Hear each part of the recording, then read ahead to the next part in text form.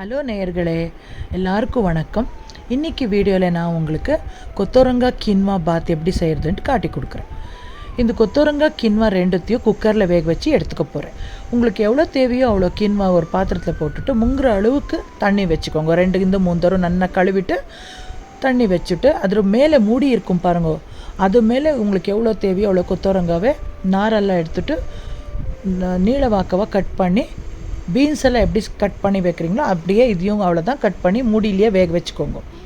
தண்ணி விடாதீங்க, அப்படியே வேக வச்சுக்கோங்க. நல்லா வெந்த பிறகு பாருங்க, கின்வாவை நான் ஃபில்ட்ரு பண்ணி எடுத்துக்கிறேன். ஏன்னா நாங்கள் தண்ணி நிறையா வச்சு கின்வாவை வழியில் வேக வச்சாக்கா ஈஸியாக வடிகட்டிடலாம். குக்கரில் வெந்திருக்கிறதுனால கொஞ்சம் குழன்னு ஆகிடும். அதனால இந்த மாதிரி ஃபில்ட்ரு பண்ணி எடுத்துட்டுருக்கேன். பாருங்கள், ஃபில்ட்ரு பண்ணி அப்புறம் மேலே ஃப்ரெஷ்ஷாக இருக்கிற தண்ணியை ஊற்றிட்டாக்கா அந்த ஸ்டிக்கினஸ் கூட போயிடும். அதனால தான் நான் எந்த குக்கரில் வேக வச்சேன் பாருங்கள், அதே குக்கரில் தண்ணியெல்லாம் வடிச்சிட்டு மேலே ஃப்ரெஷ்ஷாக இருக்கிற தண்ணி ஊற்றிட்டு நல்லா ஒரு 2 நிமிஷம் இப்படி மூவ் பண்ணாக்கா அந்த இருக்கிற ஸ்டிக்கினஸ் எல்லாம் போயிடும். அப்புறம் சூப்பராக பாத் ரெடி பண்ணலாம்.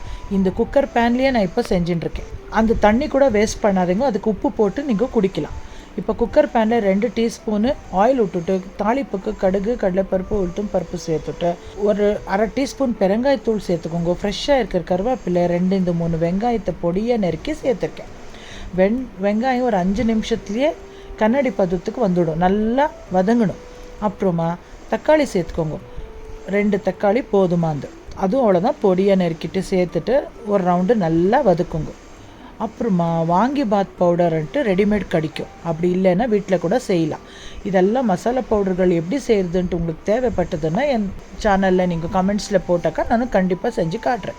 கொத்தவரங்காய் வேக வச்சுருந்தேன் பாருங்க, அது கூட சேர்த்துட்டு மசாலா பவுடரு, கொத்தவரங்காய், தக்காளி, வெங்காயம் எல்லாம் நல்லா ஒரு ரவுண்ட் மிக்ஸ் பண்ணுங்க. அப்புறம் ஒரு டீஸ்பூன் அளவுக்கு நான் உப்பு கூட சேர்த்துட்டு வெள்ளைத்தூள் கூட சேர்த்துருக்கேன். வெள்ளைப்பொடி போடுறது டேஸ்டியாக வரும், உப்பு, காரம், புளி எல்லாம் சேர்ந்துண்டு. அப்புறம் ஒரு கைப்பிடி அளவுக்கு ஃப்ரெஷ்ஷாக இருக்கிற தேங்காய் துருவல் சேர்த்துட்டாக்கா இன்னும் டேஸ்ட் என்ஹான்ஸ் ஆகிடும். இப்போ பாருங்க, வடிகட்டி வச்சுருக்கிற கின்வாவை சேர்த்துட்டு நல்லா மிக்ஸ் பண்ணுங்க.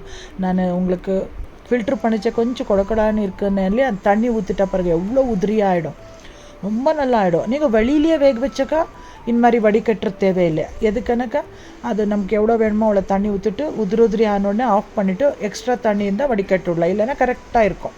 எப்படி சாதம் வடிக்கிறோம் பாருங்க, அப்படியே பண்ணால் போதும் இதுக்கு. இப்போ பாருங்கள், நல்லா மிக்ஸ் பண்ணிட்டாக்கா சூப்பராக ரெடி ஆகிடும் கின்வா வாங்கி பாத்து.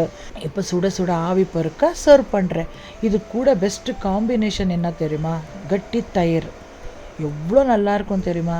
நீங்கள் இதோட டேஸ்ட்டு நீங்கள் செஞ்சு பார்த்து சாப்பிட்டா தான் தெரியும். கண்டிப்பாக இந்த வீடியோ பார்த்த உடனே பண்ணி வீட்டில் எல்லாருக்கும் குஷிப்படுத்துங்கோ. ஹெல்த்தியான ரெசிபிக்கு என்னோடய சேனலில் ஃபாலோ பண்ணிட்டு பாருங்க. இன்ஸ்டாகிராம், ஃபேஸ்புக், யூடியூப் எதுலையானாலும் பாருங்க, ஃபாலோ பண்ணுங்க, சப்ஸ்கிரைப் பண்ணுங்க, லைக் பண்ணுங்க. ஓகே, பாய்.